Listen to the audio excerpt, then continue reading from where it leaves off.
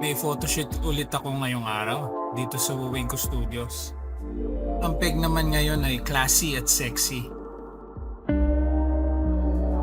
Bago pa man siya nagpunta dito sa studio, nag-usap na kami tungkol sa mga susuotin niya para malaman ko kung saan siya ilulugar dito sa studio. At tamang-tama, may lugar kami para doon sa concept na gusto niya. At ito ang iilang bahagi ng naging shoot namin.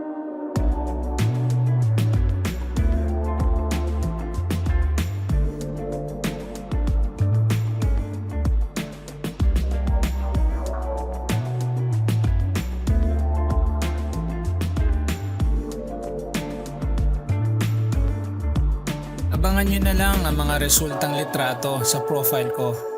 At kung gusto nyo rin ng ganito, magpa-shoot na rin kayo dito sa Wawinko Studios.